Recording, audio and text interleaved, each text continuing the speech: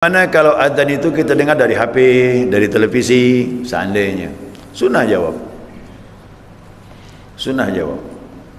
Walaupun dari tape recorder. Makanya kita kan buka puasa Ramadan, kita dengar apa tuh? Kan dari televisi. Sunnah jawab tuh. Udahlah ditunggu, tak dijawab pula. Siap untuk buka puasa ya? Didengar enggak? Tetap. Kita harapkan kita dengar untuk buka puasa Ramadan, puasa sunnah, sunnah juga jawab. Begitu dia. Ya sambil makanlah jawab. Kalau buka puasa itu kan, apa jawab? Jadi saya pernah waktu buka puasa Ramadan, tapi tidak ada tausiah, cuman saya diundang aja lah gitu makan. Ya. Dulu lama udah nih pakai radio, bukalah radio tuh, ditunggulah radio nih. Nampaknya khusyuk orang dengar ni. Khusyuk mungkin nunggu detik-detik tu. Dikumandangkan azan. Ceramah, didengar ceramah ni. Tak lama bunyi beduk kan. Duk, duk, duk. Langsung. Allah, tap, mati kan langsung. Saya pikir bagus orang dengar khusyuk. Lupa betul-betul nunggu azan. Langsung dia makan, minum, buka puasa. Kejam betul. Azan cuma baru bunyi Allah ya, dia mati kan ya.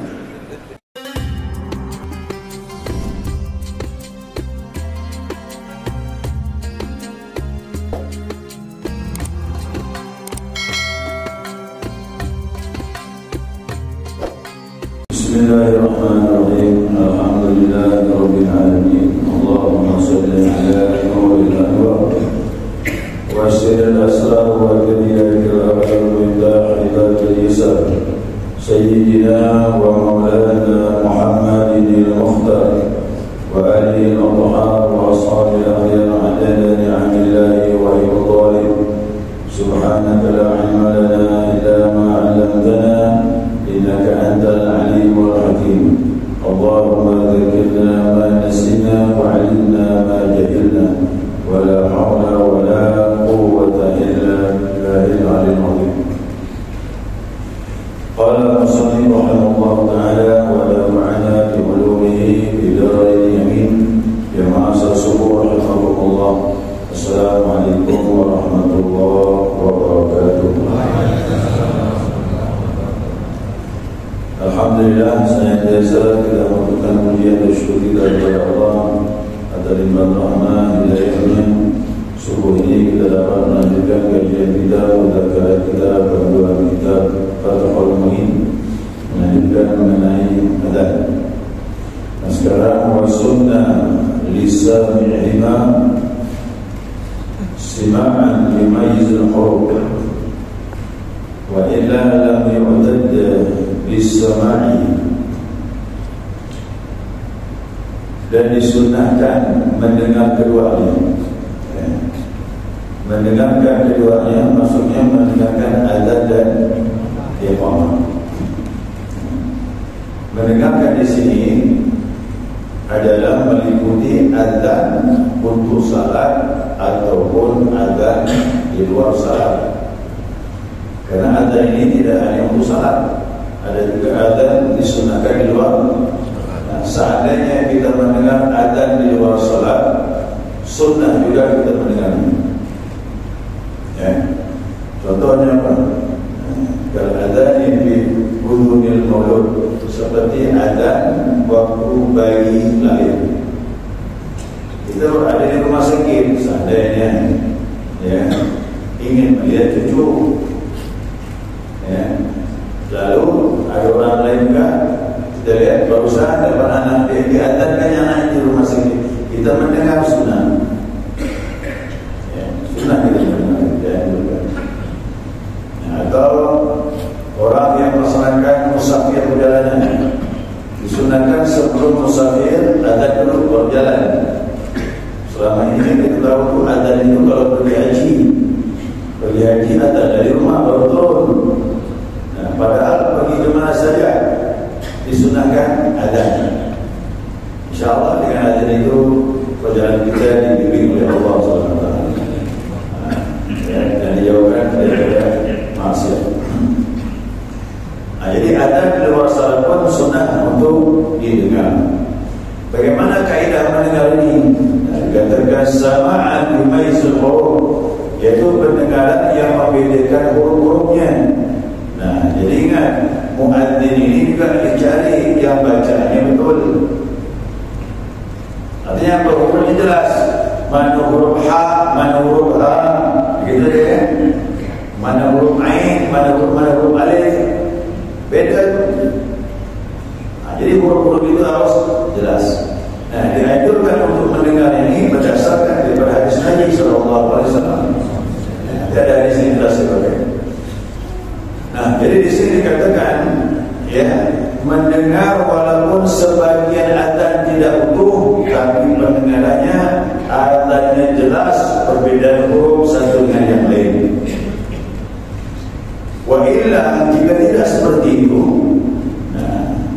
jika tidak dapat mendengar yang membedakan huruf tersebut, lam yu'tadda bis-sama'i, maka belum dihitung mendengar dengan sebenarnya. Kalau begitu bagaimana? Fala yusannu lahu an yaqulu mithlu qawlihima. Tak sunnah kita menjawab sebagaimana ucapan muadzin tadi. Jadi muadzin bacaannya rusak, salah, udah kita yang paham ya, tak betul baca ni, tak sunnah jawab. Ya, tidak sunnah menjawab. Kama qala syekhuna akhiran, sebagaimana ucapan guru kami nanti di belakang. Ada setelah ini pembahasan, ada penyebutan guru beliau. Guru beliau itu Ibnu Hajar Al-Haythami. Nah, dia itu kitabnya banyak. Ya, kitabnya banyak.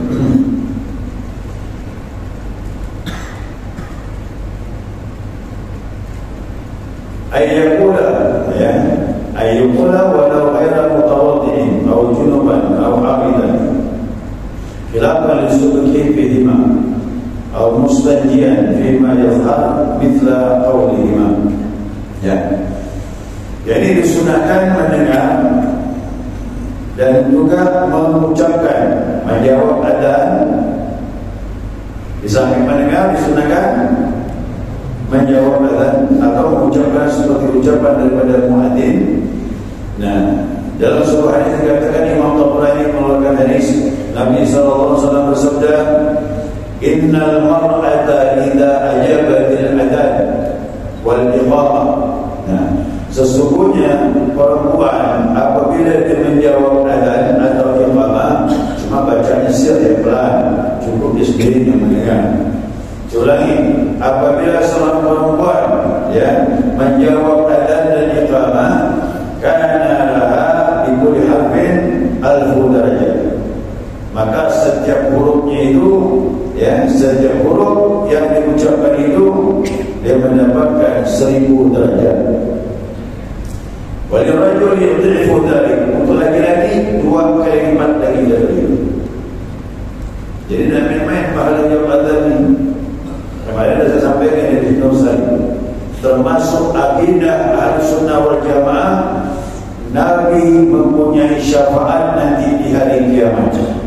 Salah satu syafaat Nabi, syafaatul uzma, itu diberikan kepada orang yang menjawab adzan dan berdoa setelah adzan dikumandangkan.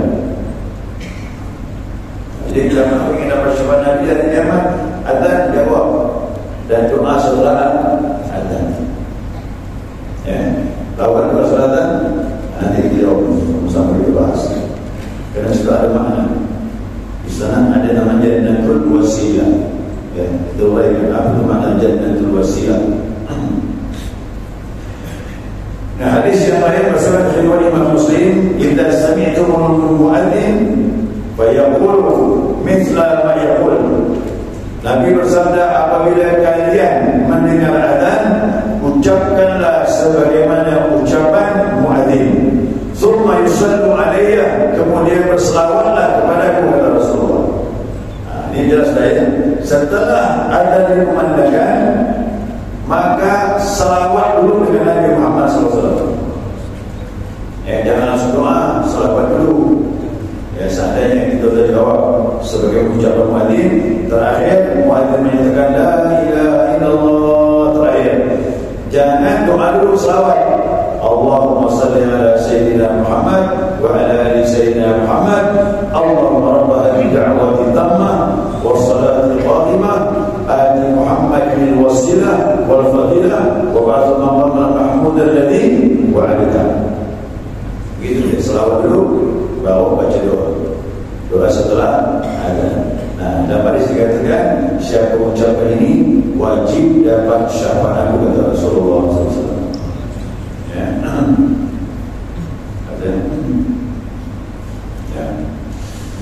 Nah, dan sekaligus menjawab sebagaimana jawaban muadzin walau ghaira mutawaddi, walaupun tanpa wudu. Bapak ibu tidak ada wudu, dengar azan jawab. Ya, sunnah jawab walaupun tanpa wudu. Bahkan lebih jauh lagi, au junuban, lagi junub, jawab. Cuma lagi kubur jangan jawab.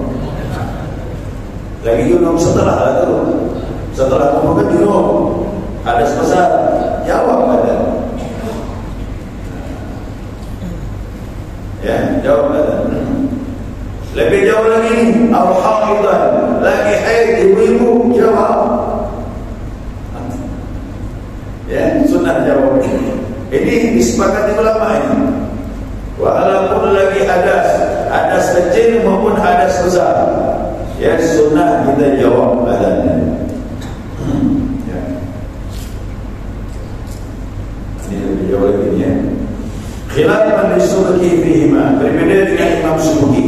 Nah, jadi ini disepakati mayoritas. Ada satu Imam Subki, ulama besar dari mata Imam Syafi'i. Dia tidak sepakat masalah ini. Tidak masalah. Yang penting yang lainnya sepakat. Apalagi sekali sepakat. Ikut ulama yang bersepakat. Karena ini pendapat mayoritas memperbolehkan menjawab azan tanpa wudu, lagi junub ataupun lagi haid. Tapi Imam Subki tidak juga bisa disalahkan. Dia punya dasar. Dasarnya apa? Nah, Imam Subki dua yang tak boleh, junub dengan haid. Kalau tanpa wudu boleh kata beliau. Tapi kalau lagi junub lagi haid, makruh dia.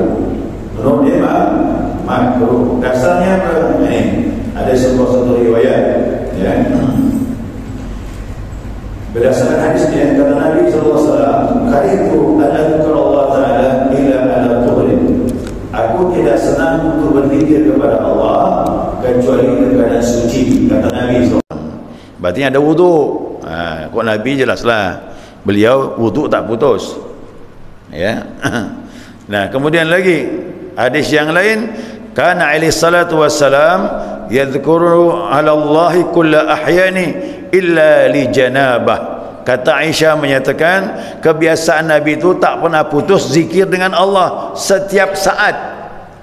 Ya, selama dia hidup tak pernah putus zikir kepada Allah kecuali lagi junub. Lagi junub Nabi tutup mulutnya. Tapi ingat, mulut tutup, hati Nabi tak lupa dengan Allah. Nah, itu hebatnya Nabi itu. Ya.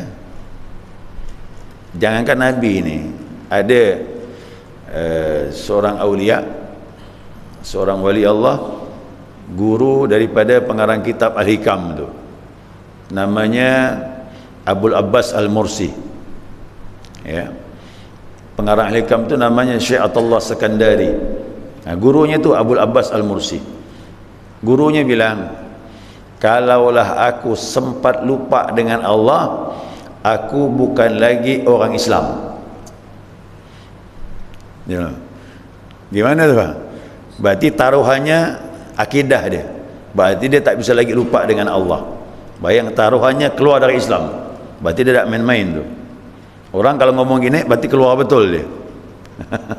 Ternyata dia tak lagi bisa lupa dengan Allah. Kalaulah para wali seperti itu, apakah lagi Nabi Muhammad sallallahu alaihi wasallam. Jadi Nabi walaupun mulutnya tak menyebut Allah, tapi hatinya tetap ingat kepada Allah Subhanahu wa taala. Itu dasar daripada Imam Subki. Lanjut lagi ya, au mustanjian fi ma yazhar, ataupun sedang beristinja. Ya, sedang beristinja. menurut pendapat yang jelas. Lagi istinja pun boleh jawab azan, cuma syaratnya, kok sekarang tak berlaku lagi. Apa syaratnya? Nah, dia bilang apa? Kalau kita istinja, ya, diperbolehkan fi ghairi nahu baitul khala, selain pada tempat khusus buang hajat, selain khusus tempat buang hajat. Di mana? Di luar daripada WC itulah. Kalau dalam WC tak boleh, kerana berzikir dalam WC makruh hukumnya. Nah, ini gimana nih? Di luar itu berarti buang air besar di luar lah tu. Ini berarti kan zaman dulu. Ini kitab ni kitab klasik ni, berapa ratus tahun yang lalu. Orang dulu mama buang hajat gimana? Macam-macam tu lah, cari tempat yang aman. Tadi kali lah, mungkin di kebun. Orang dulu kan gitu. WC itu jauh dari rumah. Orang dulu, orang sekarang WC dalam rumah. Ada lagi WC dalam kamar pun ada. Sebenarnya tak bagus WC dalam kamar tu. Jadi dulu tu betul, Nabi buang hajat di luar, jauh dari rumah. Kerana memang dijauhkan, najis dengan rumah tu kau dapat dijauhkan. Tapi sekarang tak bisa lagi dah, sulit dah ni. Berarti sekarang jangan jawab azan dalam, jangan, tak berlaku lagi dah ni. Kerana makruh berzikir di tempat itu. Ini untuk orang dulu je ni dah. Orang dulu ni dibahas lah ni, waktu istinja pun masih boleh, kerana di luar, ya, di luar. Ya, kemudian mithla qaulihima, yaitu ucapan sebagaimana ucapan muadzin, ya, ucapan muadzin nanti dibahas ya. Illam yalhana lahnan yughairul makna. Nah, selama tidak merubah, selama bacaannya tidak lahan, tidak keliru yang sampai merubah makna. Inilah dia. Sekali lagi saya sampaikan, selektif cari muadzin. Jangan sampai dia azan maknanya berubah. Ya, maknanya berubah. Mana makna berubah? Di sini kita lihat. Seperti dia bilang memanjangkan huruf hamzah pada akbar. Ini bahaya ni. Allahu akbar, Allahu akbar. Rusak dah maknanya. Atau ba-nya panjang, Allahu akbar, Allahu akbar, berubah makna tu dah. Atau alif di depan Allahnya panjang, Allahu akbar, Allah, berubah makna itu dah. Ini maknanya. Jadi dia bilang jangan sampai bacaan tersebut merubah makna. Itu syaratnya. Kau berubah makna, jangan jawab, diam je. Tak sunnah menjawab. Ya. Jadi kita hanya bisa menjawab dengan bacaan yang pas sesuai makna itu. Ya. Fayati bi kulli kalimatin aqiba faraghihi minha. Maka datangkanlah kalimat, ya, kalimat itu apabila telah selesai diucapkan oleh muadzin. Begitu muadzin selesai, baru jawab Allahu akbar, Allahu akbar, Allahu akbar, Allahu akbar, Allahu akbar, Allahu akbar, Allahu akbar, Allah. Begitu dia. Asyhadu an la ilaha illallah, asyhadu an la ilaha illallah. Jadi selesai muadzin baru jawab. Jangan mendahului, ya, jangan terlalu akhir, dan juga jangan bersamaan. Itu dia. Ya, itu kata tu, jangan bersamaan. Hatta fi tarji wa illam yasma'hu, sekalipun waktu tarji, ya, waktu tarji dan dia tidak mendengar. Ingat tarji kemarin. Disunnahkan muadzin kalau faham tarjinya diulang. Sebelum dikumandangkan maka diucapkan pelan-pelan dulu. Asyhadu an la ilaha illallah. Dia dekat muadzin dengar, jawab juga seperti itu. Kan terajik kan 2 kali. Yang pertama kan pelan. Asyhadu an la ilaha illallah. Asyhadu an la ilaha illallah. Nah gitu. Asyhadu an la ilaha illallah. Asyhadu an la, begitu dah. Itu namanya terajik. Pelan dulu, istilahnya apa ni? Pemanasan dulu sebelum dikeraskan. Nah, waktu ucapan terajik yang pelan itu, kalau ada makmum yang dengar dekat muadzin, sunnah juga dia jawab. Ya, sunnah dia jawab. Ya, dan terakhir, ini terakhir pembahasan. Walau sami'a ba'dal adhani ajaba fihi. Ya, apabila mendengar sebagian azan, jawablah sebagian tersebut. Wa fima lam yasma'hu, dan yang tak didengar sebelumnya pun jawab. Boleh. Kita datang ke masjid, kita mendengar azan hayya 'alas salah, jawab itu. Kemudian yang sebelum tadi yang tidak kita dengar, jawab juga, ikuti. Asyhadu an la ilaha illallah, asyhadu anna Muhammad sallallahu alaihi wasallam. Gitu deh. Pelan-pelan. Jadi yang ketinggalan pun dijawab. Wallahu a'lam. Begitu pembahasannya. Nanti kita bahas lagi tentang kalimat azan itu. Ya, kalimat azan. Insyaallah. Ya, ada pertanyaan? Silakan. Apabila yang azan itu di televisi atau di HP gitu. Yang kedua, bagaimana sholat sunnah azan berkumandangkan? Ya. Yang pertama, bagaimana kalau azan itu kita dengar dari HP, dari televisi, seandainya. Sunnah jawab. Sunnah jawab. Walaupun dari tape recorder. Makanya kita kan buka puasa Ramadan, kita dengar apa tuh? Kan dari televisi. Sunnah jawab tuh. Udahlah ditunggu, tak dijawab pula. Siap untuk buka puasa ya. Didengar enggak? Tetap kita harapkan kita dengar untuk buka puasa Ramadan, puasa sunnah, sunnah juga jawab. Begitu dia. Ya sambil makanlah jawab. Kalau buka puasa itu kan jawab. Jadi saya pernah waktu buka puasa Ramadan, tapi tidak ada tausiah, cuman saya diundang aja lah gitu makan. Ya. Dulu lama udah nih pakai radio. Bukalah radio tu, ditunggulah radio ni. Nampaknya khusyuk orang dengar ni. Khusyuk mungkin nunggu detik-detik tu. Dikumandangkan azan. Ceramah, didengar ceramah ni. Tak lama bunyi beduk kan, tuk tuk tuk. Langsung Allah, tep mati kan langsung. Saya pikir bagus orang dengar khusyuk. Lupa betul-betul nunggu azan. Langsung dia makan minum buka puasa. Kejam betul. Azan cuma baru bunyi Allah ya dimatikan. Jadi sunnah di HP ke di televisi, sunnah juga jawab. Ya. Makanya jamaah ni, saya ni bukannya, silakanlah, tak masalah. Kita buka kaset ngaji tu. Ya, kaset ngaji tu. Kalau kita buka kaset ngaji, kita tidak dengar kita ngobrol, tu makruh juga dia.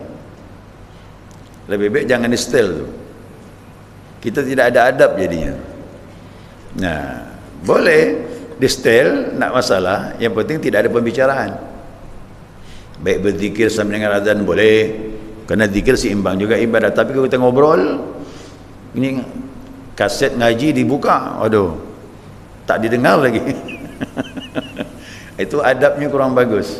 Silakan buka, tapi siap didengar. Ya. Kerana Allah bilang apabila dibaca Al-Quran, fastami'u lahu wa ansitu la'alakum turhamun. Dengarkan, diamlah, mudah-mudahan kau dapat rahmat. Itu adabnya begitu. Ya, adabnya begitu. Itu yang pertama. Yang kedua, bagaimana azan dikumandangkan kita sedang salat. Sudah sampai belum nih bahas ini? Ya. Ya.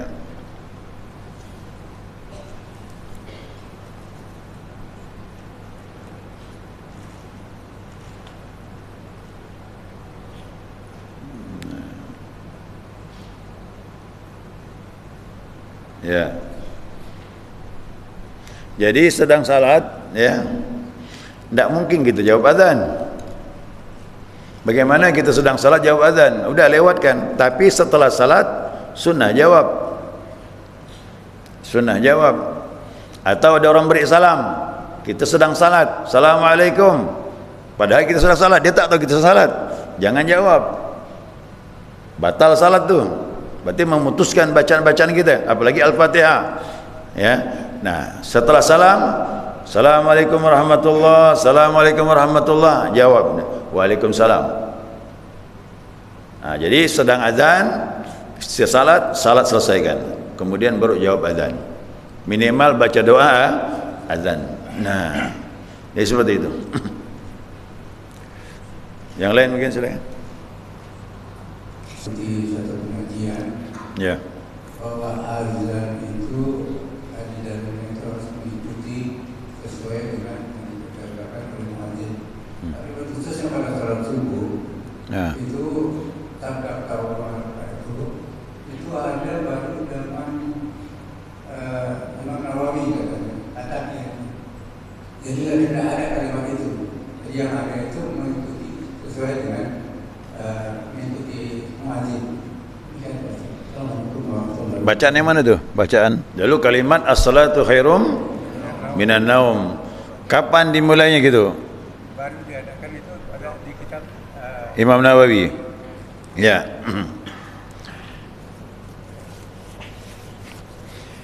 Kemarin sudah saya sebutkan asalnya kalimat as-salatu khairum minan naum. Ini riwayat ya.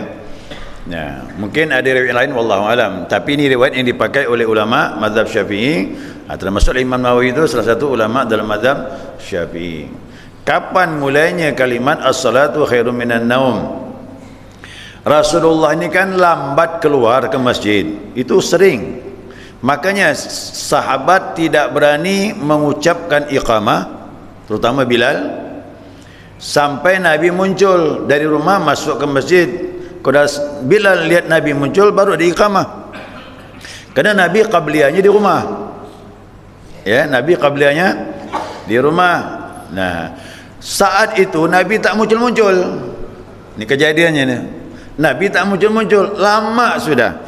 Kalau kita lihat ini setengah jam dari azan tu.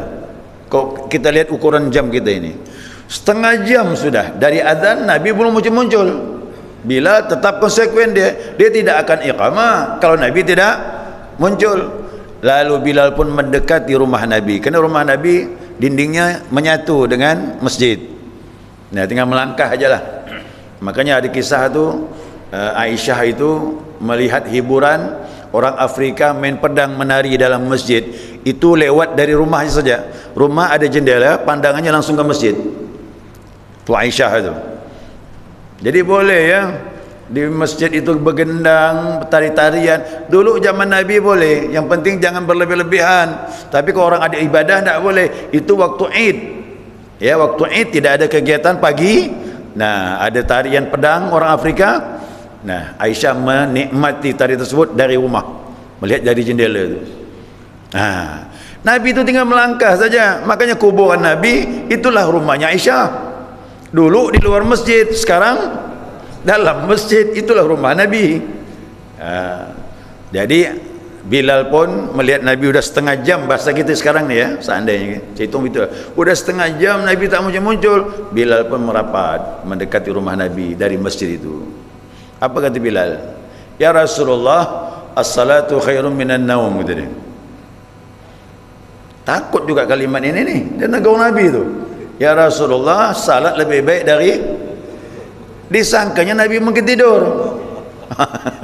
Tiba-tiba belum selesai kalimat Bilal tu, Nabi keluar, keluar. Nah, kata Nabi, jadikan kalimat itu dalam panggilan azan subuh, kata Nabi. Tu kisahnya. Nah, ya. Nah, penerapannya kapan? Wallahu alam. Ini pembahasan. Yang jelas ada riwayat.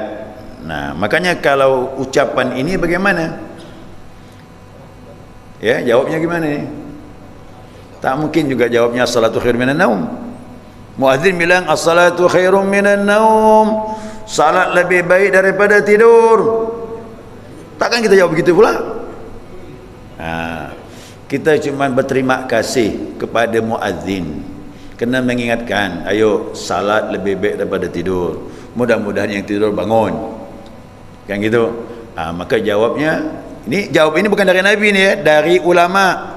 Yang lebih layak jawabannya, sadaqta wa bararta, kau benar, kau banyak membawa kebaikan. Macam sujud sahwi, tidak ada riwayat ucapan sujud sahwi itu bagaimana tasbihnya, bagaimana doanya, tidak ada dari Nabi SAW. Ya.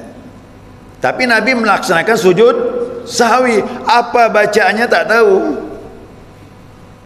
Nah, tak tahu. Maka ada ulama yang menyatakan udah ikut aja sebagaimana biasa, subhanallahi ala wa bihamdi. Tapi ulama mencari-cari mana kalimat yang cocok sesuai dengan permasalahannya.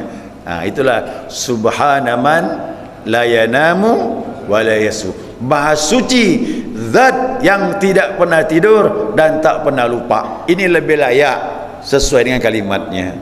Termasuklah jawaban tadi itu, sadaqta wa bararta, waktu ucapan as-salatu khairum minan naum.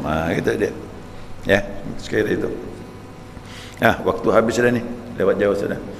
Ya, subhanakallahumma wa bihamdika asyhadu an la ilaha illa anta astaghfiruka wa atubu ilaik.